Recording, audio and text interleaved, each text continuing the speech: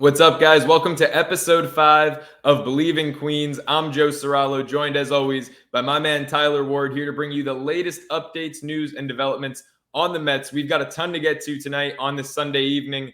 The Miami Marlins Mets series ended in a split. That just wrapped up with one of the best pitchers duels you'll see all year. The Mets are headed to Atlanta in a game that could, in a series rather, that could help decide who is going into first place going into the All-Star break next week. We'll have updates on Jacob deGrom. We'll talk about the future of the Mets catcher position with James McCann now back on the IL, his second stint this year due to his oblique. And then, of course, the All-Star rosters were just announced. We'll dive into that, why Taijuan Walker is one of the biggest snubs in the National League, and more. But Tyler, how you doing today, my man?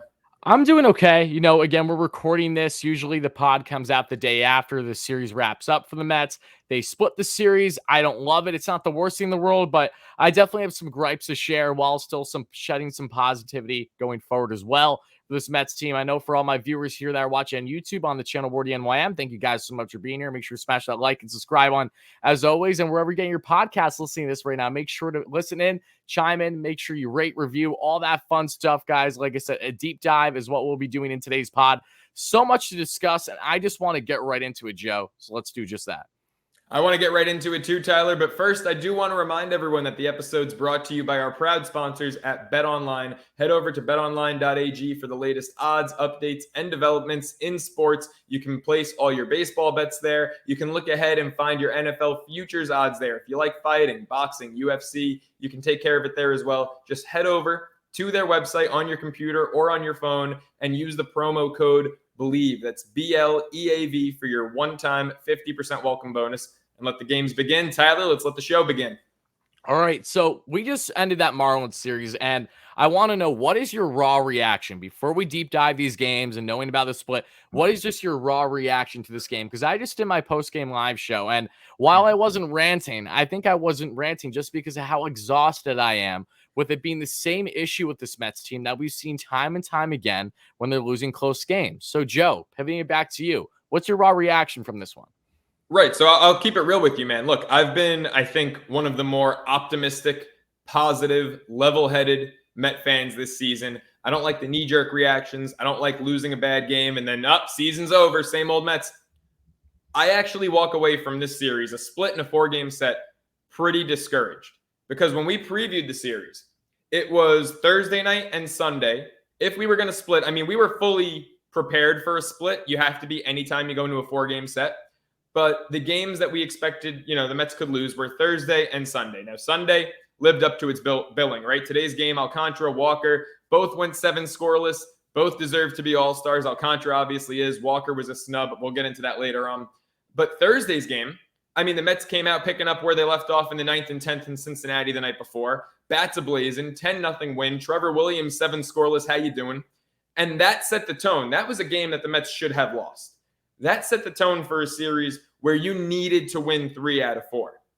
And after that game, even though they ended up winning one other game in the final 3 of the series, the Mets could have just as easily, you can argue the Mets should have lost the final 3 games of the series. The Marlins outplayed the Mets for the final 3 games of this set. And that's really discouraging to me because the Mets essentially stole game 1, a game where, we've struggled against lefties. Castano pitched well against us his last outing. You could have easily seen Castano pitching well against us again and the Marlins winning game 1. We stole game 1. We came out with a 10 spot in the first game of the series. And then the bats just reverted to where they were, when Scherzer was pitching in Cincinnati. The bats just went anemic again. Hitting with runners in scoring position continues for the better part of the last now 5, maybe even 6 weeks to be a real challenge for this team.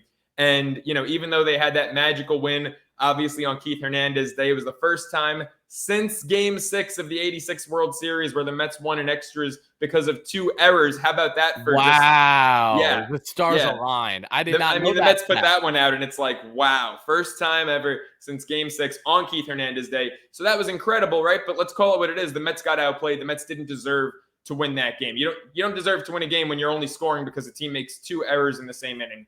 So they got outplayed. And, if they play like this against Atlanta, they're going to get swept. So they've got to do better. They've got to hit better. Scherzer's going to go give it his all tomorrow night or tonight as you're listening to this.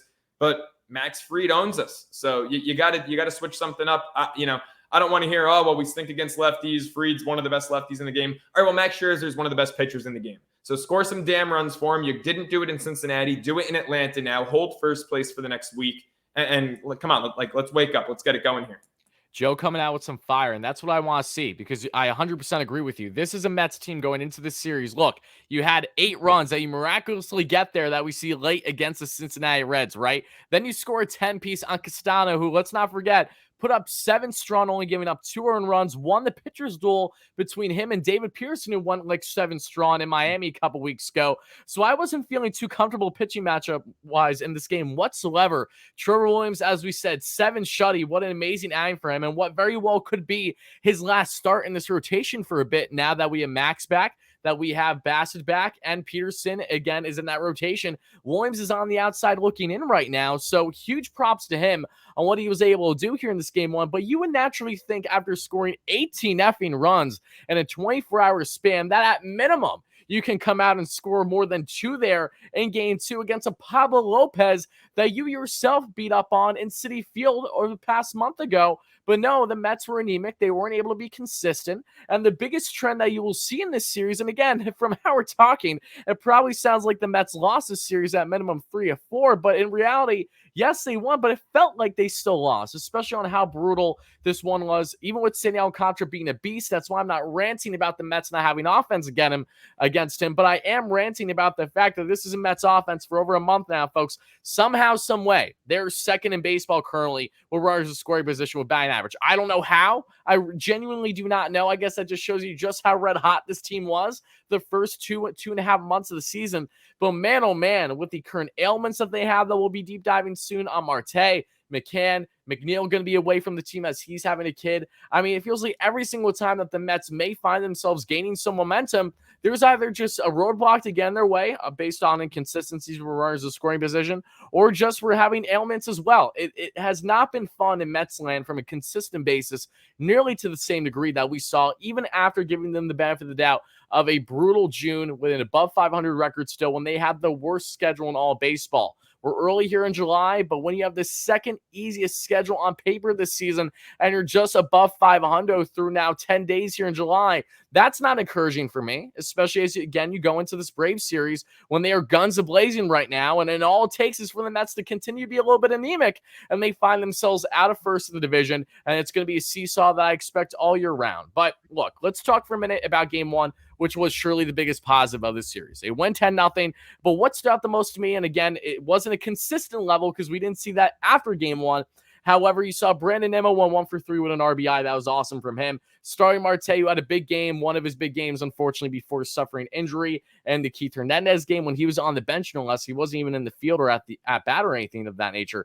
3 for 5, he was huge. But the big ones were James McCann, prior to his injury as well, having a massive home run in this one, a 3-run bomb to help secure the Mets lead. But then J.D. Davis was the story of this game. I mean, this was his best game of his entire career. 3 for 4, 3 runs scored, 5 RBIs with his first grand salami. How the hell are you doing, JD? Finally stepped up. I don't know if it's because you heard the Nelson Cruz trade rumors that have been happening as of late that we're not even emphasizing in today's discussion because I just did a video on my channel, but there's just so much rumors starting to come out now, guys. So it's a matter of really what can we nitpick, what is best to discuss here. But they're showing interest now that we saw in Nelson Cruz. They are, and David Robertson, which I'm going to want to know your thoughts on a little bit later in the show because that would definitely surely help this bullpen that definitely needs some reassurance right now. But the Mets, they come out guns a-blazing. They win 10-0 in game 1. That feels great, right? But then we get into game 2, and you're matching up again against a right-hander that naturally you would think that guys like Alonso, guys like some others in this lineup would fare well against. But it was the complete opposite. Chris Bassett comes back off the COVID list, and he pitches an absolute gem. I mean, he goes 6.1 strong, 6 hits, 2 earned runs, 3 Ks. He wasn't the issue in this one. Another strong outing that the Mets just leave Hunt out to dry. Offensively, you get Brandon Nimmo with a solo bomb. Get Francisco Lindor with a solo bomb later in the game. And this was a close game for the most part, but what happens is not Bassett, not even just the offense being anemic, but it's the bullpen choking as well. Drew Smith, who struggled with the home run ball. Joe, you said it best in our last pod. Adonis Medina, who got sent down right after our last podcast as we were raving about the man. He's sent down. They bring up Jake Reed. He pitched 2 scoreless here after Williams in game 1, so I understood it. Reed is actually no longer with the Mets, in case you guys don't know. He was just DFA just today DFA. to pick up the southpaw Clay from the Phillies organization. So we'll see if he provides anything or if he'll just be strictly AAA depth. I understand the Mets want lefties. But going back to game 2 here, you see Drew Smith give up just a massive 2 earned runs there that really blow the doors open. When you finally thought that the Mets maybe were able to rally late in this one, Lindor hits that bomb, but that's after it's already a multi-run deficit. And that's all she wrote. Joely Rodriguez gives up a run in the final inning that the Mets pitched. They lose 5-2. But the biggest gripe to me, even with the bullpen being inconsistent here with Drew Smith, Seth Lugo, these guys that I personally do not trust more than Adonis Medina. Even after Drew having a scoreless outing today in a tied ball game at the time of recording this, the Mets go 0 for 7, not for the only time in this series with runners in scoring position, and left 10 on base. If you guys don't know, that's exactly what the Mets did in their series finale, and their loss 2-0 to the Marlins today. So what's your quick reaction here to game 2 and this deficit, and how similar it would be to not just games 3 in which they miraculously come back, that we'll deep dive in a second, but especially game 4, this offense, it's so Jekyll and Hyde right now. I'm starting to lose my mind. I really am. It's not fun to watch on a consistent basis whatsoever. Yeah, it's really frustrating. And a couple things I want to touch on after that little Shakespearean soliloquy of yours there. First off, with game 2, if you look at the box score, it looks like Bassitt had a fine game. I have an issue with how Bassett's been pitching lately. Because to me, it's when you watch him, he's got great stuff. We all know that. He's not pitching tough. He's not pitching like earlier in the year. He had this unwavered confidence when he went out there. And he was dragging his what along the dirt when he was out on the hill. Like Bassitt took the hill and it was his mound. It was his game. Yeah. And it looks like that confidence has just really, since maybe late May, early June, it looks like that confidence has been gone. He looks flustered. He looks like he's getting rattled. If he doesn't get a call he likes, he looks like he gets a little emotional out there. I haven't seen that just toughness that we saw from Chris Bassitt in April when, he thought his shit didn't stink. And I mean, it didn't. He was great in April. He came out, he was striking everyone out. He was throwing any pitch in any count. And we're just not seeing that from him anymore. My issue with him, well, obviously on paper, like I said, he had a fine game, but it's like when the game was 1-1 after, it was 1-0 Marlins, Mets tied it, and he coughed it right back up. And, it took a while. Mets tied it again, I believe, before the Marlins broke it open. Or maybe they didn't end up coming back and tying it. But Bassitt, as soon as they did early, as soon as they made it 1-1, he just coughed it right back up. And that to me just goes back to the toughness. This Marlins lineup is, they're not the 0-2 Giants, right? They're not the 0-9 Yankees. I mean, come on. This team has the 5th or 6th highest K rate in baseball. Bassitt this year has been great with his strikeout numbers. I actually took him over 5.5, and I think he had 3. And that just shows that, even though ERA-wise, 6 innings, 2 runs, that's all good and well and whatnot. But he didn't have his best stuff because this is a lineup where Bassitt should be striking out 7-8 guys against this Marlins lineup. It's not a superior lineup. And, for him, when the Mets tie the game up to cough it right back up, I think part of that was on Bassitt. I know he was coming off the COVID list, and we saw like Joe Musgrove, his first start back from COVID, he stunk. But Bassitt was the first one to say he didn't have a symptom. He felt totally fine. I was expecting him to pick up right where he left off. And he just hasn't looked really that good for about over a month by now. But, you talk about that game and you had compared it to today. Here's my issue with today's loss. If you had said Mets lost 1-0, Walker went 7 innings, 1 run, Alcantara went 8 scoreless, whatever, I'd be like, that's fine. But my issue with today's loss is that Alcantara was out of the game. Both starters went 7 scoreless. You had a new game. It was bullpen versus bullpen starting in the 8th. There's no excuse for the Mets. Again, I mentioned that this Marlins lineup is nothing that crazy. And I know that they scored in extras when you get the ghost runner and all that crap that I hate. There's no reason that the Mets, with a blank slate, a 0-0 game, bullpen versus bullpen, should lose to the Marlins. It should just simply never happen. No, I agree with you. And when you look, before we get to game 4, because I have a lot more raw thoughts to say on that, let's talk for a second about a game that wasn't far off, honestly, from game 2 and game 4. And that's game 3, the Keith Hernandez Day, right? How awesome was that ceremony? Can we just take a moment to appreciate Steve Cohen and the entire Mets organization? Yeah. You have 43,000. It's packed in their city. I had family, friends. Everyone was there enjoying their time. Keith had an absolute blast. And again, to be historic, for that to be the first time you win in a walk-off after 2 hours since game 6 of A6, I mean, that's definitely fitting, right? But the Mets in this game as well, they didn't look pretty. They did not look pretty. They were 2 for 7 runners in scoring position. Again, not the worst, but surely not the greatest. And the Mets had solid pitching in this one. Cookie Carrasco, he gave up 2 earned, had 5 strikeouts, 7 hits, and 5.2 innings pitched. But this was a game where I can't even blame Cookie as much, because after Cookie surrendered that 1 run, was out of the game, what happens right away? Seth Lugo, the man that we have griped about so much as of late for this Mets bullpen, throws a wild pitch. Like the first pitch he throws just has no command. Nito's expecting a pitch down and in, and he gets like a fastball and off speed way over his head that he had no chance to read. The next pitch, the same exact thing. He finally just gets a nibble of his glove on it, that being Nito, to catch it. And just like that, right when you thought you were getting comfortable that the Mets were able to get out of a jam, that Cookie was in there in the 6th, exits, and know that run is going to be cost on him. And that is, I don't know about you, how you feel about this show, especially because, again, you were a pitcher in college and everything, so you have that experience.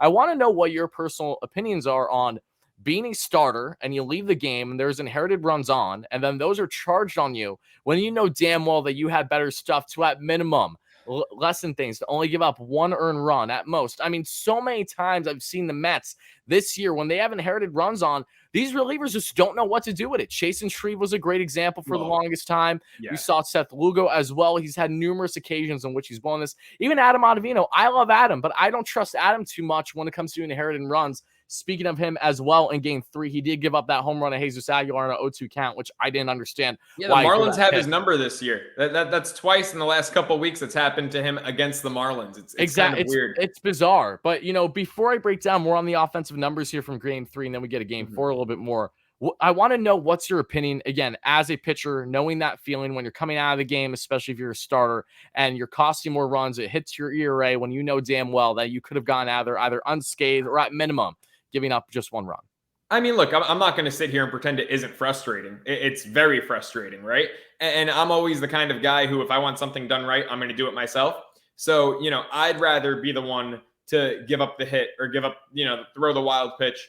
And if the runs are going to be charged to me, I'd rather it be my fault and be in my control at least than, out of my control. I'm like that with any situation, not just in sports, but in life. If shit hits the fan, I want to be in control of the situation. I don't want to leave my fate, my destiny, my ERA in this case, up to someone else. But ultimately, and this might sound a little politician-esque, it's a team sport. And anytime, I've only played team sports in my life. If I ever got down on a teammate in Little League, my dad was my manager from the time I was, 4 or 5 until I was 12. And, if I ever had an attitude problem or got on a teammate, or, if I was pitching and a kid made an error and I made a face, my dad had no problem in front of everyone yelling at me, hey, if you act like that, I'll put a tennis racket in your hands because this is a team sport, Fair. So yeah. I'm of, the camp, and I was raised that, it's a team sport. What happens, happens. You never get on your teammates. It's frustrating. Hey, look, sometimes you're going to have runners on and a guy's going to, I might leave a game 2 outs, bases loaded. Guy gives up a grand slam. I get charged 3 of those runs, right? It sucks. But there are other times where, I might leave with 2nd and 3rd and 1 out, and the guy comes in and gets 2 outs and strands them both. And so, there's always a give and take. It's a team sport. But I will say the biggest takeaway from Cookie's performance for me is the opposite of what I was just saying about Chris Bassett. To me, it's like on paper, maybe Bassett on paper, his numbers were slightly better than Cookie. They were pretty even though. I was more impressed with Cookie's game because Cookie showed more mental toughness. Yes. He got the bases loaded, got out of it. You mentioned he allowed 7 hits in under 6 innings. He was seemingly in trouble. There was traffic on the base pads the entire time he was pitching. And he got out of them. He got out of it time after time, allowed 2 runs. It's a fine start. Cookie is not meant to be our ace, right? Cookie's meant to be our 4th, maybe even 5th starter. And so to me, it's like I look at him and Bassett, and statistically, and this is why stats are misleading, statistically, they pitched almost eerily similar games, right? The stat lines are almost identical. I was far more impressed with Cookie's outing, knowing that he doesn't have as good stuff as Bassett, knowing that there was more traffic on the base paths than Bassett dealt with. I was more impressed with Cookie's outing than I was with Bassett's. I agree, especially when you look at Cookie again.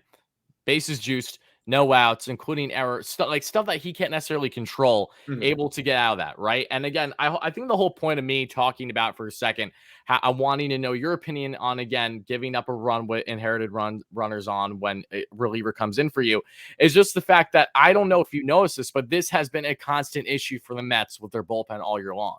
The bullpen, they've been fine at moments, but especially when it comes to inherited runs, they have been one of the worst teams in baseball. And that's something that, of course, is discouraging to me. I'm sure it is to you. And for Mets fans out there listening to this, that's one of many things that needs to change with this team for them to be better down the stretch here in the second half. But let's talk about some positives here quick about this game. Francisco Lindor had that 2-run bomb, which was great, that you saw there later in the one to give the Mets the lead after they were originally, I believe at that point, they were originally losing. What was it? I want to say they were losing 2-1, and then they got the home run that made them get the lead 3-2. Alonso hit the solo, and then Lindor hit the 2-run. And then, unfortunately, after that, then we saw the Jesus Aguilar home run. We get to extras, and you just see Lindor probably make one of the best stops you will ever see. Deep, out of short, and shallow outfield, right? Makes a perfect throw, you would imagine, to Eduardo Escobar at third base. Eddie looking completely lost, not just at the plate, where his defense once again is in no position there. He misses that. They charge the error on Lindor, but I'm sorry, in my opinion, that is not on Lindor. He made that play happen. As long as Escobar was in the right spot at the right time, that gets Hamilton out at third without him then rounding third to get home with ease. So the Marlins tack on that lead there in extras in top of 10th. And then in the bottom, how funny is it talking about game 6 of 86, how Brian Anderson does his best Bill Buckner impression. They're at third base. You get Tomas Nido with a little dribbler down the third baseline. It was a little harder hit than Mookie's. It was, but still, it was nothing drastic, is my point. That was an easily played ball that for whatever reason, Anderson, I think he was on his backhand, just couldn't handle, whatever it was. And that goes down into the corner and left. That brings in the tying run. And then you see the comebacker, Brandon Nimmo, to the pitcher. And I love this moment because you could tell the 43,000 Mets fans in there dictated that pitcher and what he was going to do. He couldn't handle the heat. He couldn't handle the moment. They yeets it there to Aguilar. No chance there at first. And that walks it off for the Mets. So overall, it was exciting, a thrilling win in the end. My heart stopped palpitating once they finally got that W, but wasn't the prettiest by any stretch. And as you pivoted then into game 4 that we just have been talking about all throughout the first 20 minutes of the show, this was just really discouraging. I mean, Sandy again was strong. Taiwan was an absolute beauty. And Edwin Diaz in back-to-back days gets a couple strikeouts in non-save situations because he's just the best reliever in the world right now. 18 Ks per 9, baby. There's just nothing else outside of that, though. And that's the frustrating thing because the Mets are getting stud pitching. I know that Josh Hader had that 19, consecutive scoreless inning streak to start the year, and that's incredible. It's not even close. Edwin Diaz at this pace is your National League reliever of the year. I think Edwin has been on fire. Yes, and since Hader's scoreless streak to start the year, he's been getting touched up. He's been prone to the home run ball, which we see a lot of these closers, who throw gas. There was a time in his Mets tenure where Diaz was giving up a ton of home runs. So we see that, you throw the ball hard, it's going to get hit hard when it gets hit. But to me, Edwin Diaz has just been so dominant. I have such a calm feeling when he's out on the mound now that I've never had since he's been a Met. How refreshing is that? It's so nice. I mean, when's the last time you had that? I mean, I guess there was. I mean, even when Familia set the Mets single season save record, there was still, it seemed like, always traffic. I mean, the last time I remember being that calm when a closer was on the bump, maybe a little with Familia, but like Billy Wagner, really. Do you remember when Familia, fun fact, when you wouldn't know this because you're a Familia lover. So when he made that single season save record in Chicago, that was bases juice, no outs. I remember literally biting my tongue, flipping the hell out at home, watching this game. Did he load him up or did he come in because someone else loaded him up and he got out of the jam? It was ridiculous. It was like, my goodness gracious. Talk about a memory. That popped in. Like, they were in Chicago and Wrigley. It was bases juiced, and it looked like that it was going to snap. Finally, him like in the consecutive save streak, but no, he was able to get out of that, and it continued, and it was electric. Insane. I mean, when I think Jurius Familia and Wrigley, I think, game 4, not even a save situation, but the NLCS and just all the emotions that night. Hey, we've got a playoff atmosphere coming up. Let's dive in to this Braves series because this game 1 pitching matchup that we're about to see, I mean, this could be game 1 of the NLDS. It could be game 1 of the NLCS. Max Fried, Max Scherzer. I mean, just pitching to the max. I cannot wait. It's all maxed out, baby. I can't wait. I mean, there's so many puns. It's stupid. I can't wait for the series, for this game. This is crucial, Tyler. What do you think? Is this the most important? Where would this rank for you in terms of important games so far this season? They've played, 84 games? How does this rank in terms of importance? In my personal opinion, I think that this is the most important game to date. And the reason why is not the fact that, look, Mad Max is 5-1 with a 2.26 ERA, just pitched absolutely dominant. in Cincinnati, which is so hard to grade American. The Mets blew that game, as we know, because they couldn't have offense. They, one, need offense here, but two, Max, career-wise against the Braves, has an ERA just under 4. The Braves have tacked on him a bit, so that's something to keep in mind in this matchup. So we need Max on the money in Atlanta especially, but more than anything, Max has been the most guaranteed win of a pitcher from the Mets all year long. It really isn't that close outside of Cookie. And again, Cookie, he's not matched up in this series to begin with. So you look at this matchup, this, in my opinion, can easily make or break the entire series. If the Mets go out and Max comes out dominant and they get at least a couple runs there on Max Fried in this one. And let's not forget the Mets, they weren't terrible against Max Fried earlier this year. They got 2 earned runs off of like 4 hits or so through 6. Again, not the prettiest, but at least they did some damage in their series split earlier this year, like back in April. Yeah. So I'll take that. I'll take 2 runs in the first 5 or 6 as long as you hit the pen. You know, I'll take that off Fried. Exactly. And that's why this game is so pivotal for me. Because one, Max, he needs to be on the money. I expect him to a degree. But he, again, is the biggest lock of a victory the Mets have had for the most part this season, right? So if you cannot get that much of a lock, then you have, of course, game 2. You're facing Spencer Strider, who's literally the most electrifying starter in baseball right now since he's been called up from the Braves. Reliever, now starter. This guy pumps 99 on the gun like nothing, has ridiculous off-speed stuff, and just set a Braves record in his last start in the first 9 players that he made come out of the game. Out-wise, were all strikeouts. I mean, this guy is simply unhittable right now. He's disgusting. I have no clue how the Mets are going to match up from him. But before we even get there, the Mets and lefties, we know that narrative. It's continued. They jumped on Castano. I know that Castano and Fried are a little bit different, but still, I need to see this team actually step up to the plate. They know how pivotal this series is, but don't press. The Braves, they're winning. They're playing so well because they're not pressing. They're just comfortable. The Braves are rolling right now, so similar to how the Mets were rolling earlier this year. Maybe not so much with the home run ball because the Braves have been ridiculous with the home run ball, like over 130 bombs. Wait, 7 guys with 10 or more? Yeah, they're just on another level right now. But not even that. Look, they've only surrendered like half that so far this season, 2 home run wise. Yeah. But the bigger thing is that when you watch the Braves play, it doesn't matter if they have a deficit like they did today at the time of recording this, heading into the 9th, 3-2 against the Nationals. What does Austin Riley do? Hits a game-tying bomb. Why? Because of course he's going to. This is something that's expected. What isn't expected is the Braves to lose a close game like this because of how on the money they have been for a month and a half now. They deserve all the credit. They played poor teams. They dominated them. They played better teams, and they've dominated them too, okay? And that's why it's so important for the Mets to try to get momentum swings here leading into this Braves series that they unfortunately were not able to do to the degree that I would have liked to see, nor any fan would have liked to see to this point. But game 1, to answer your question in a nutshell, yes, I think that is the most important. Max Fried on the year is an absolute stud, 9.2 with a 2.52 ERA.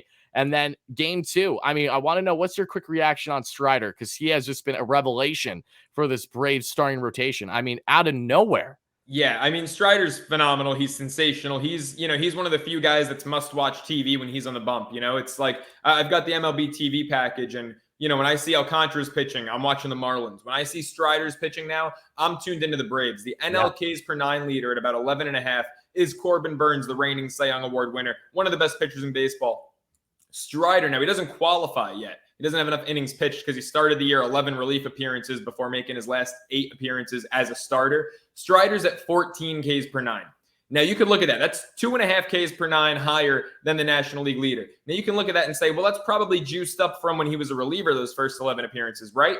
Wrong. As a starter in those 8 starts, his Ks per 9 are actually at 14.1. So 0.1 higher, essentially even, essentially the same. Strider's been as dominant a pitcher as there is in baseball this year. I know he's only made 8 starts. To me, we'll get into Allstar results later on in the show. He's one of the biggest snubs. Now, I thought Snicker made some real homer decisions with some of the backups in the National League, but I actually felt leaving Spencer Strider off the All-Star team was kind of crazy because he's been as dominant as anyone. I don't care about sample size.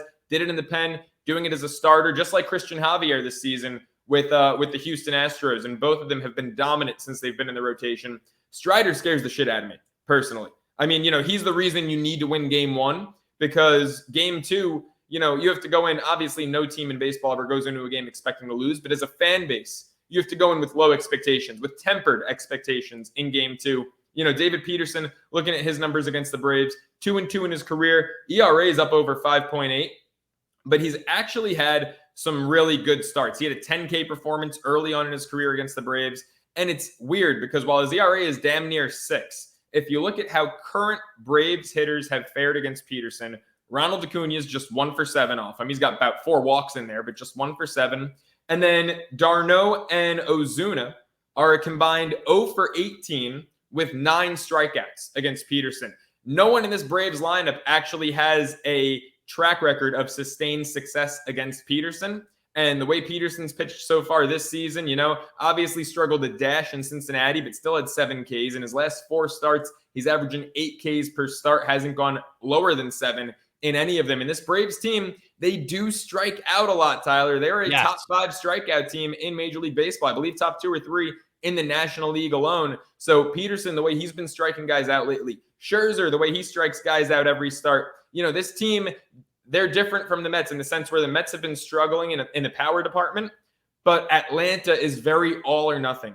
Keep the ball in the ballpark, and you're keeping your team in the game. So Peterson, I'm not really worried about that career ERA against Atlanta. I'm more worried with his more recent body of work. This is essentially the first time we've seen Peterson up until July be a full-time starter. I know April he was kind of a spot guy, but really since May, he's had about 2.5, 3 months under his belt as being a full-time starter this season, and we've seen tremendous results. So, if him and Strider can get into a duel, I'm not really counting the Mets out.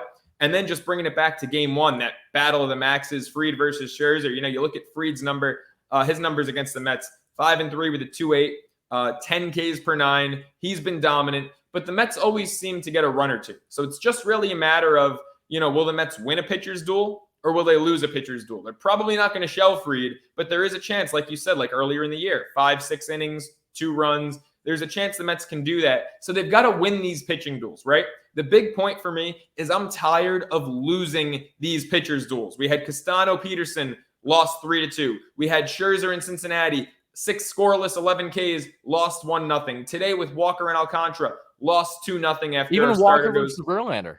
Yeah, I'm exactly. I'm tired of the Mets have had a lot of great starting pitching performances. I'm tired of losing these 1-0, 2-1, 2-0 games, right? Teams that are going to win a World Series win those close games. They win 1-run, 2-run games. They win pitchers duels. So I'm really, really tired of losing that. You could have 2 pitchers duels here to start off the series in Atlanta. I mean, you could even have 3 the way Charlie Morton's been going lately. Wednesday when you have Bassett Morton, it's like these are going to be close games. You got to win them. You got to win them. Yeah. And look, Strider right now, in case you guys don't know, statistically 4-2 with a 2.6 ERA. Pearson on the year, 5-1 win-loss record, 3.48 ERA. Something that you emphasized perfectly, Joe, was the numbers, which I found interesting, especially with d'Arnaud and Ozuna. Why is that important to me? Well, Travis d'Arnaud has been easily one of the Mets' biggest nemesis since he, of course, departed with the Mets. That we have Brodie Van Wagenen. I don't. Let me put it this way. I'm conflicted. Just to go on a slight tangent, where Brodie Van Wagenen, they signed d'Arnaud to that new deal that offseason, right? He gets a couple at bats and they cut him. He goes to the Dodgers. Okay, nothing happens. Then he ends up eventually with the Braves, finds his swing. He's dealt with injuries throughout his entire career, but there's no denying that d'Arnaud has been a crucial factor for the Braves, not just as a decent framer, solid, nothing crazy, but not terrible, but that offense has been pivotal. And when you look at the fact that David Peterson has done so well against him, I find that encouraging. And I hope that trend continues, because if there's one guy that I am genuinely concerned about in this series, as deep as this Braves lineup is, as I'll be breaking down the numbers here shortly, d'Arnaud is towards the tip of the top of my list. You don't have to be the best player on that team to potentially be the best player in a series like this. And d'Arnaud, unfortunately, former friend, now foe, man, oh man, has he been a thorn in this Mets side every single time they matched up with his time in Atlanta. And game 3 as well. This is a huge matchup. And this one, I got to say, I don't know what to expect. I think that there's a lot of similarities here versus Bassett, and same thing with Charlie Morton here in game 3. This will be the day game, 12:20 p.m. Eastern time. Seabass is 6-6 on the year with a 3.94 ERA. And then you also have the likes of Morton on the season, who's 5-3 with a 4.21 ERA. So this is going to be an interesting battle. But Bassett, 3 earned runs in 7 innings last time he pitched Atlanta earlier this year. And Morton gave up 5 runs, 4 earned, and 5.2 against the Mets earlier this year. But Morton has settled down a bit. So what's your quick takeaway on this game 3 and really this series overall, Joe? Yeah, so this is an interesting one too, because the Mets have actually fared pretty well against Charlie Morton. You mentioned that game on May 3rd where he went 5 2/3, 5 runs allowed, 4 of those were earned. The Mets really tattooed him. And his last 4 starts against the Mets, he's 1-1, but with a 4.66 ERA. Now you look at their season numbers, and maybe it looks like Bassett's having a better season than Morton. Right now, Charlie Morton's definitely the better pitcher. Because while the Mets had success against him in May, while they've had success against him is, their last 4 times facing him, in his last 5 starts, he's gone 7 innings or more 4 of those 5 starts. He's only 1-0. He doesn't get a lot of decisions, but he's 2-0, I believe, over his last 8 starts. And in those last 5, he's 1-0 with a 1.6 ERA, and he's averaging 11.2 Ks per 9. Morton's not having the collective body of work this season that other guys around him in Atlanta are. Kyle Wright might look like he's having a better year on paper. He is start to where we are right now. Morton's way hotter than Kyle Wright right now. At the moment, the Mets are facing Atlanta's 3 hottest pitchers. Probably their 2 best in Fried and Strider. And then Morton, over the past 5-6 starts, he's been lights out. Like I said, 11.2 Ks per 9. So, there is a chance if the Mets don't pounce on Atlanta game 1, it's reasonable. It's realistic to see them getting swept here. So that's why game 1 is so crucial. You got to win that and then split the final 2. And this is the last thing I'll say about this series and about game 1. Losing Jeff McNeil is going to hurt so much. He is the only guy in the Mets lineup. Now, look, if you're one of those fans that say, oh, well, he shouldn't be going on paternity, you got to have a human element to you, folks. Jeff McNeil's not doing anything wrong here by going to be present for the birth of what I believe is his first child. Yes. But it's a killer. Because with guys who have had at least double-digit at-bats against Max Fried, McNeil's the only guy with any sustained success. He's hitting 364 against Fried, 8 for 22. Alonso's 4 for 21 against him. It's a 190 clip, but he's got a couple of home runs. It's just a matter of getting these guys on base. Lindor has really struggled against lefties this year. You saw in his last at-bat today against Scott, the Marlins closer, he looked ugly. He was up 2-0. He looks like Alonso. That's exactly how he looked. He was up in the count 2-0. He chased what would have been ball 3, could have led to the Mets having the bases loaded. He chased it, and then he swung it a couple. I believe the next pitch was a strike, and then the 2-2 slider was also out of the zone. It was inside. So Lindor looked lost against the lefty. It's like, without McNeil in there to give you a guaranteed base hitter out, to give you a guaranteed good at-bat, it's going to be really tough. But the Mets really need to take this game 1 against Fried. Yes, they do. And not just McNeil, Marte as well. Now, thankfully for the Mets, look, James McCann is out for multiple weeks, and that's what I'll be discussing catcher here shortly to see what the Mets are going to do there. That's a big topic, in my opinion. But Marte did have some positive news on the left groin issue that he was dealing with his MRI. So he's day-to-day, will be avoiding the IL, and that tells me that we're probably going to be without Marte for at minimum 1 game in this series, potentially 2. So that's something to definitely be looking out for in this one. Not having Marte or McNeil in this set against the Braves, I'm not feeling all that confident from the overall depth of this offense in comparison to the Braves, who, again, have at least 7 guys with 10-plus bombs this year. And there's 3 guys that stand out to me. We talk about one in d'Arnaud, who, again, is having a solid year. Nothing crazy, but again, against Mets, 11 home runs in total, 37 RBIs. It's just sub 800 OPS and around a 270 average. But Austin Riley, who's one of the best sluggers in all of the NL, he's been a murderer of the Mets. 23 bombs, 56 RBIs, 24 bombs now, if you count the one from today's, if I'm not mistaken, a 908 OPS and a sub 300 average. And the third guy, even though you have Acuna, you have Harris the third, who's been a young stud of a rookie for them, Contreras at DH, Olsen, all these guys. I got to go with Dansby Swanson because he's having a breakout year. The former first overall pick is finally stepping up. 14 bombs, 50 RBIs, 14 stolen bags, 848 OPS, and an over 300 average. And looking at these 2 teams, the biggest factor outside the offense that we've seen as of late, in my opinion, is that bullpen. The Mets right now are ranked 15th per Fangraphs in bullpen. Guess what the Braves are, Joe? Got to be top 5.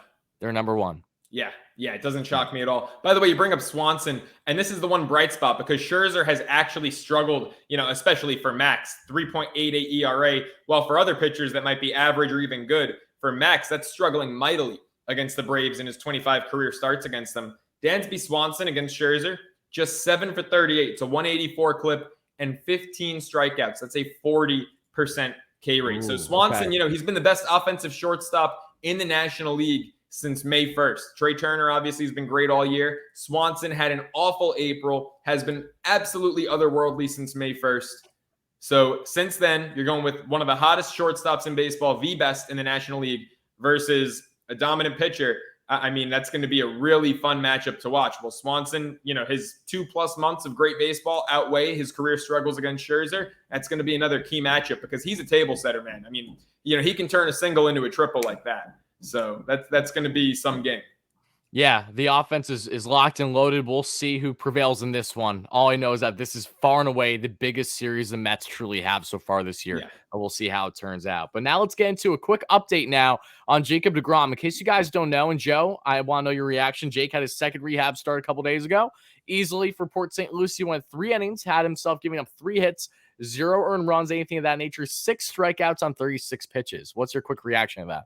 I think with the numbers he's putting up in the minor leagues, he should be in the futures game next weekend, right? I mean, look, he's a young budding prospect, is he not? Right. The Mets' best prospect is 34 years old. I mean, look, deGrom is deGrom. I think he's ready. I think it's just a matter of getting his pitch count up.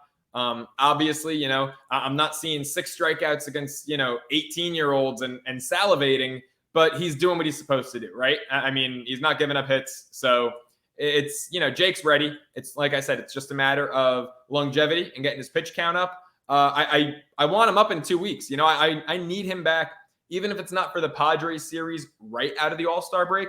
He's got to be back for the Yankees. In fact, I would give him those extra 3-4 days off because I think it's 3 with San Diego and then an off day Monday. And then I Bleav it's Tuesday, Wednesday with the Stanks. And I need deGrom back for that Subway series. That's a must. It feels like a lock at this point because his next start is going to be with AAA Syracuse, moving up in the world, and that'll be either Wednesday or Thursday of this week again. I think they have that. I think they got the New York State Fair coming up. I know that's always in Syracuse in the summertime. That's about, there you go. Yeah, about the only reason to go to Syracuse in the anytime really. It's gonna be a sold out crowd. This will also be the first many times that you see young star Francisco Alvarez catching Jacob deGrom. So that's going to be really, really exciting. I'd love to get 6-7 years of that moving forward. I think we're getting really close. And speaking of catching, let's pivot now into a big topic of discussion, which is the Mets catching position, right? James McCann, look, he just came back from the IL, had a big bomb that we saw there in the series. But other than that, James McCann, we know he's by no means an offensive guru. He is strong at the plate defensively, but that'll only take you so far. Again, as I don't know if I said this already, but you have Contreras, who's playing DH/catcher for the Braves. You have d'Arnaud. Them combined have over 20 bombs this year. The Mets in their entire catching position have a measly 3. Not that home runs mean everything, but depth is definitely important. And with the Mets now without McCann for another multiple weeks, looks like at minimum he's going to be out a month. I don't expect him back prior to the trade deadline. I think that'd be wishful thinking at this juncture with an oblique injury that he's dealing with. So, Joe, when you look at the Mets in their catching spot right now, Patrick Mazeika is with the team, but no disrespect to Patty, but we all know he's an automatic out. He's even somehow, some way, the worst option the Mets have offensively, other 3 catchers. So it leaves you with 2 different options. Do you go internal or external? Now, I don't think we need to harp on much with Francisco Alvarez more. You and I it's not happening. Yeah, exactly. We've both been in the same agreement that as much as we would love Alvarez with the Mets, to suggest that he would be up this year prior to the end of the year would be really, really outlandish. And for anyone that is thinking otherwise, unless we're proven otherwise that we get a spontaneous call up, do not bet the house on it by any stretch. He's already 5 games through AAA Syracuse, has around 400 something OPS. So he's definitely getting that adjustment now, some more close to big league pitching here in AAA. So it's going to be some time for Francisco Alvarez. As much as we love the kid and want to see him, now probably is not the time, to put it lightly. However, that leads us with external options. And the Mets, you'd have to imagine that they are more enticed than ever now, especially with McCann being out at minimum a month, right? And even when he returns, how much production are you going to get? Even with a healthy James McCann and Tomas Nido, I'm not trusting this offense one bit. And if it's going to be such a detriment to the bottom half of this order every single game, then by God, we have problems for a Mets team that is already struggling on a day-to-day basis offensively as is.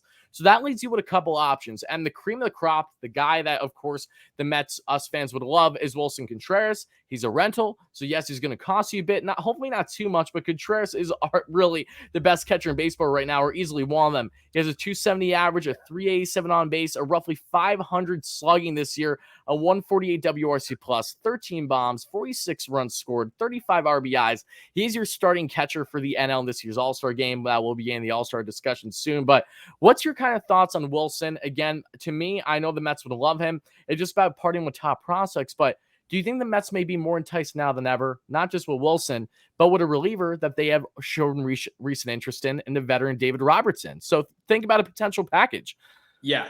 So that's the thing to me. That's why Contreras actually, in my opinion, becomes realistic. Look, I'm on the record saying I can live with James McCann and Tomas Nido being your catching duo going to the playoffs, right? Because the Mets, when everyone's healthy, when these guys are clicking, it's a pretty damn good lineup. So I can live with your catcher, or rather two catchers who are both defensive specialists being your 9 hitters in the postseason. I'm okay with that. But now with McCann out, I love Mazika. He's fun. I know he came up and he had like the 2 walk-offs. I believe one was like that swinging bunt dribbler and another was a sac fly last season when he was new to the team. He's not an MLB player, right? Patrick Mazika is he's a career minor leaguer. He's not an MLB caliber player. So now you look at the Cubs, and this is a team that the Mets front office has rapport with. Look, I know Billy Epler's in his first year with the Mets, but Steve Cohen was there last year. Alderson always has his fingerprint on everything. The Mets dealt with the Cubs a year ago.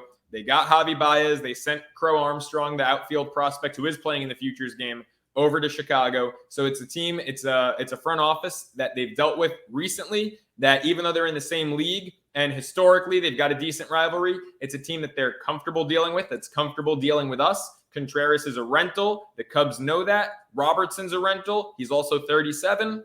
I mean, I don't know how much it would take to get them. You're going to have to part with one top prospect. You don't have an option here, but what are you going to do with these guys? You've got right now Alvarez, Beatty, Vientos, Mauricio. Beatty and Alvarez aren't going anywhere. So that leaves you Mauricio and Vientos. I'm assuming it's going to be Mauricio and then maybe another low-level prospect, or maybe, a JD Davis, maybe a major league guy.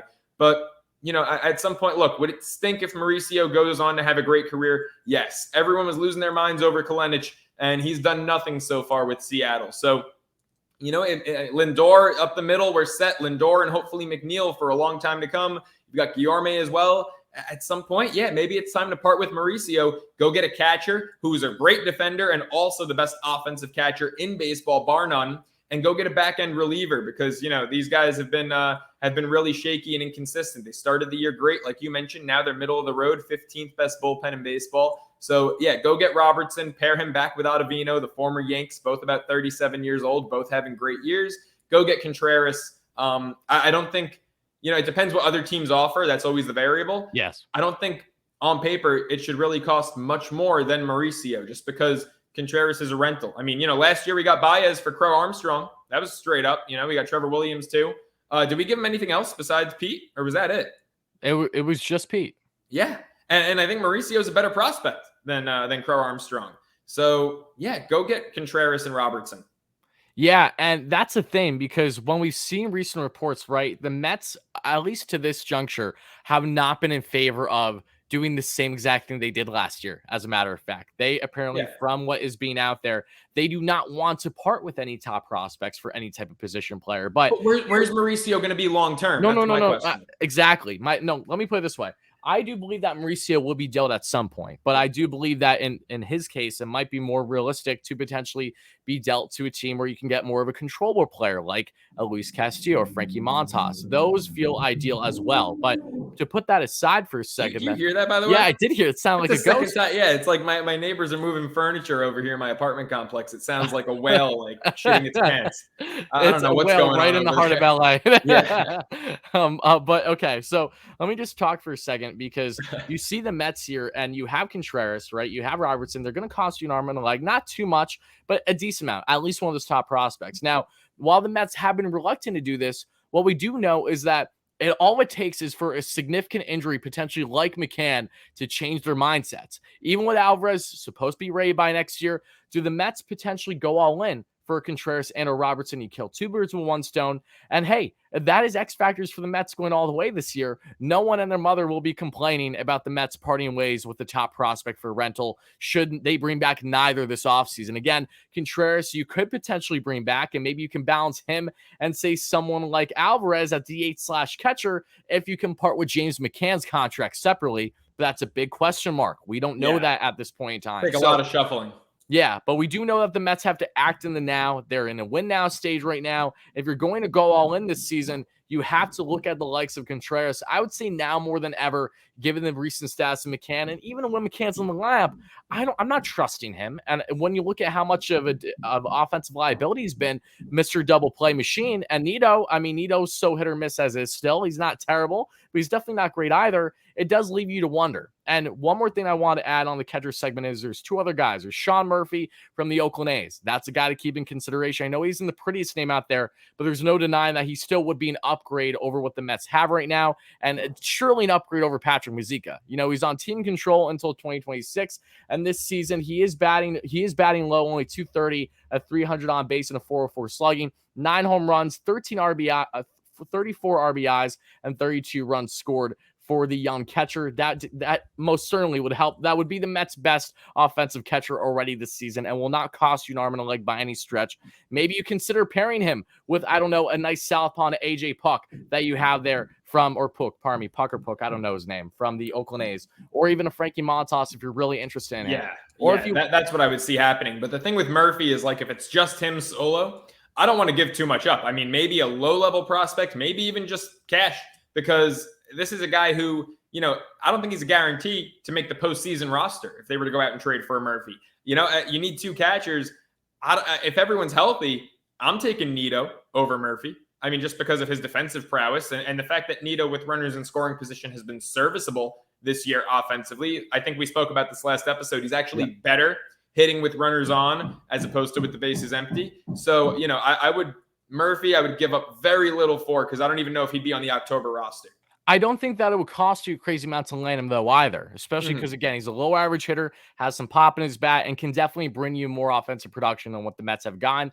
And the last guy that, again, would be a little bit more costly for you, but this is where it would make sense. Say the Mets go out, they go to Cincinnati, they say, hey, we really want a Luis Castillo or Tyler Mahle, two pitchers that they've shown interest in. Maybe they want a bullpen piece, too. Maybe they really are interested in Edwin Diaz's brother, who's having a great year. But you look at the catching position, and you have Tyler Stevenson, who's one of the best catchers in baseball, along with Wilson Contreras, right? He's hitting over 300 this year, a 363 on base, and a 466 slugging.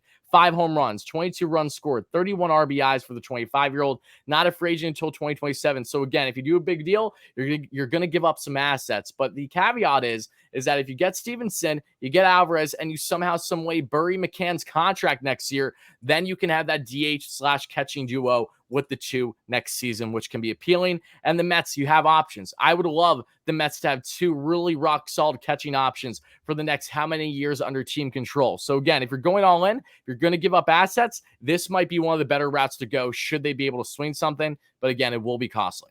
Yeah, I mean, look, you know, if the Mets could somehow with Chicago work McCann and Mauricio in the deal for Contreras and Robertson, I mean, that pretty much guarantees that next year Alvarez is your guy, you know, unless they somehow re-sign Contreras with him being an impending free agent.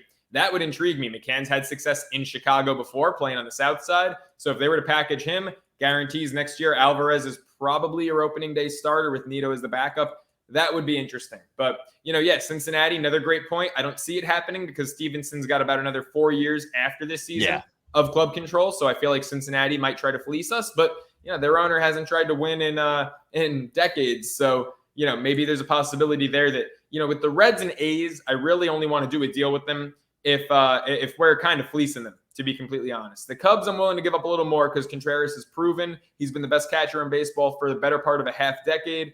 Cincy and Oakland, I really only wanted a generous deal for the Mets in our favor. And I'm glad that you brought up, to wrap up this catcher discussion, potentially McCann going to the Cubs. I wonder if that would be somewhat ideal for them, right? Because you give up your rental catcher for a catcher that has another year of control. Maybe that means that you for certain, of course, still have to tack on a Mauricio or a top prospect. But what that does do for you in the Mets case, again, is you open up that spot. That way, look, at worst, Nido is not with the active roster next year, but that's because you have Alvarez and Contreras as your 1-2. Or you have maybe Contreras at DH, and then you have Alvarez gain reps at catcher along with Nido. Like, you can go about it in a lot of different variations, but I am glad that you brought up that McCann aspect, because you would imagine a Cubs team that is looking, you know, they're in the reach hole right now. Contreras is not expected to sign long-term with them. They can get value and, again, get still a young catcher in return that can be controllable for them for at minimum another year. So it's an interesting point for sure. Yeah, absolutely. Absolutely. Tyler, I've been waiting almost an hour now to get into it. I'm really into the All-Star rosters. You Let's ready to go. dive in, Let's my go, my man? man. I am so heated right now. Looking, and it's not just for Mets, right? Like, you look at the American League. So I projected the 32-man rosters. Obviously, both rosters are 33 men, but I didn't bother projecting the commissioner pick, which ended up being Cabrera in the American League, Miggy, and then Pujols in the National League, because that pick is really a ceremonial roster spot. So I projected the 32 deserved, or quote unquote deserved, roster spots. And in the American League, I did really well. Went 26 out of 32. Dylan Cease being left off the American League roster. He has been one of the most dominant pitchers in baseball. Over his last 6 or 7 starts, he's pitched to a sub .5 ERA. He has been absolutely unreal. Has the second best strikeout numbers in the American League, only to Shane McClanahan of Tampa Bay.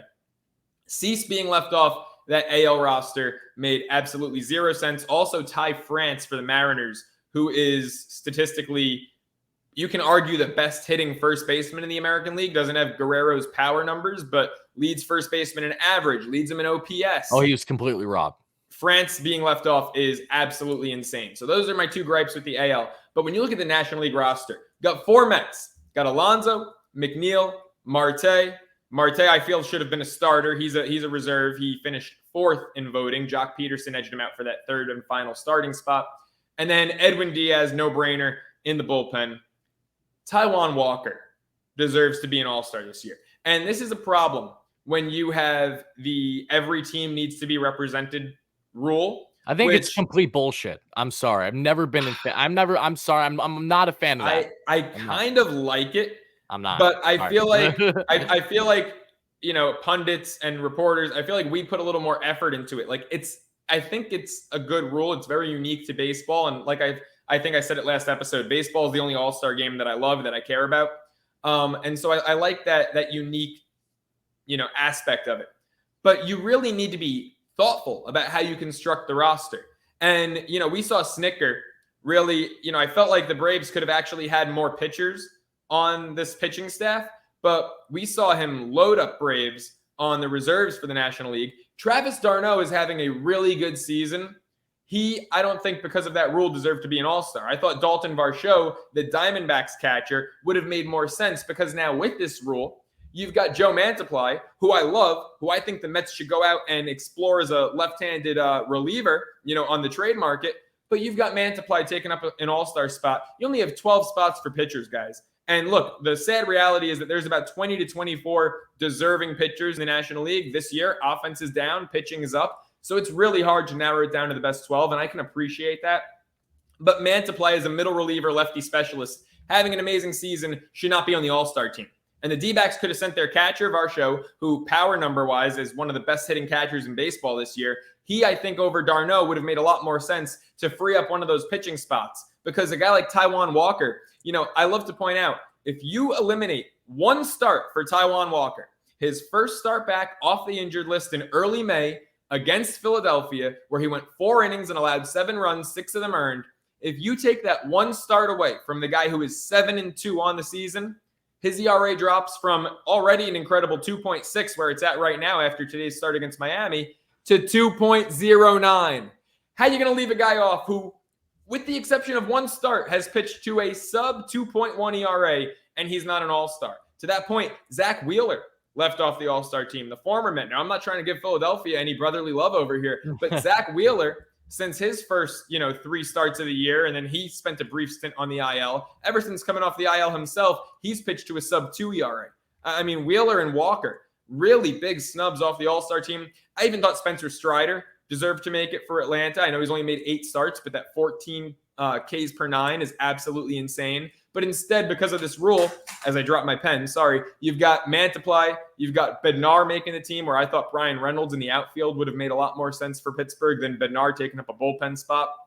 Kershaw, and this is like the sentimental crap that, I get it. Kershaw, he's having a really good season, but he's missed a lot of time due to injury. And I get the whole Dodger Stadium thing. I'm sorry. There are a lot of better options. Wheeler, Walker. You could argue Carlos Rodon, even though he's had a few starts where he's gotten shelled, but his strikeout numbers are through the roof. Strider. I mean, I thought the National League, a lot of great pitchers were left off, and Taijuan Walker is as good as anyone. So do you want to hear a harsh reality about this show, which I'm sure you already know to an extent? Yeah, hit me. The All-Star game, they say it's for the fans, right?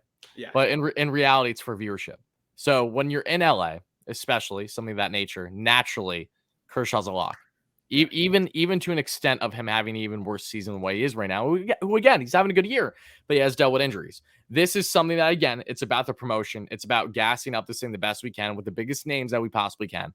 So naturally, I'm not surprised that a fan base to a far larger magnitude, even with the bias with Snitker and Darno getting in over someone like Varsho, like those are factors, believe it or not. Maybe they vary, 100%. of course, but they're always something to keep in mind when looking at the voting, along with the obvious nature of fans being able to be the reason who gets voted in, which I just think is absolute nonsense. Because if Ozzy Albies wasn't injured, right? I mean, like the fact that McNeil's only in right now because of Albies being hurt and Jazz Chisholm. Jazz Chisholm's stats too, and Ronald right? Acuna. Look, Ronald Acuna, much like Juan Soto making the team this year, there's no question these guys are two of the brightest stars in baseball. Acuna doesn't even have 20 RBI. I mean, he's been injured. Isn't it supposed to be the 2022 Major League All-Star game? And Juan I'm Soto pretty sure making the that team health shocked stats me. should be a factor, right? Yeah, It's about how 100%. being on the field is a major factor in Wayne thing. We know that. Like the best ability is availability, right? And Yeah. for Washington, look, we know Juan Soto's the best player on the Nationals, right? But Josh Bell, I thought this year was way more deserving of having of making the All-Star team. 1000% agree with you. And the only reason why that really annoyed me that Bell didn't make it. Yeah, Bell didn't make it. I mean, look, you could argue first base is locked up, but I'm taking Bell any and every day of the week over Contreras at DH. Contreras has been really good. Don't get me wrong. I would like to emphasize that. But one, Bell has had a far bigger workload than what Contreras has had this year in a lot of ways. And Contreras and Darno, in my opinion, didn't deserve it. The roster shuffling I had was actually CJ Cron, who also made it as a first baseman. I had him as the backup DH to Harper. And that's then fair. I had Bell as the third first baseman. Yeah, no, I think that's completely fair. Again, there's multiple options. Look at the numbers that someone like Cron has been doing this year in comparison to Contreras, for example. Contreras has like 11 home runs, but he has like 22 RBIs. He's around there, that same range. CJ Cron has been one of the best home run and RBI hitters in all baseball, especially in the NL this year. I mean, I don't think this is much of a debate. I think it's called common sense. Unfortunately, we don't get that all the time when we're having these discussions, though. It's weird. My issue with Snitker here is that, I would have understood if he put a few more Braves on a pitching staff. Like I said, Strider, I've mentioned him a million times. I love him. But I really don't like what he did with Contreras and Darno as reserves. I didn't think either of them were deserving. And Darno, it's like, obviously Varsho, you can argue Darno's having a better year, and Varsho should have been there just, for the D-backs representative. But if you're going to go with a team that doesn't need a representative, Will Smith's having a better year than Darno. So I thought that was a homer call. Yeah, Contreras, when, you could slide in other guys as a DH, I didn't agree with that. Cron, you were just making his argument, his case. He made the team, but as a first baseman, he's actually played slightly more as a DH. And I thought, you could have had Bell and Cron in there as opposed to Cron and Contreras. Yeah. No, you're 100% right, man. And I think that's really all we need to say. We're just over an hour into the pod. I feel like we could ran a lot longer.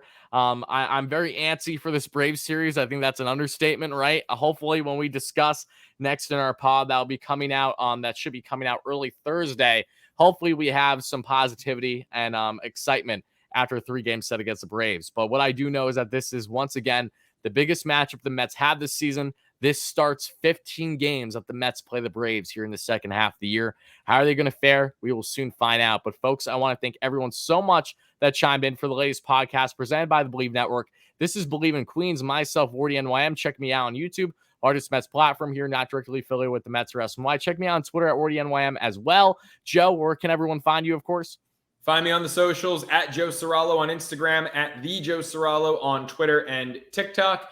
And don't forget, on Thursdays, 7 p.m. Eastern, 4 p.m. Pacific, catch my national radio show, Serralo Sports Talk, on Sports Map Radio.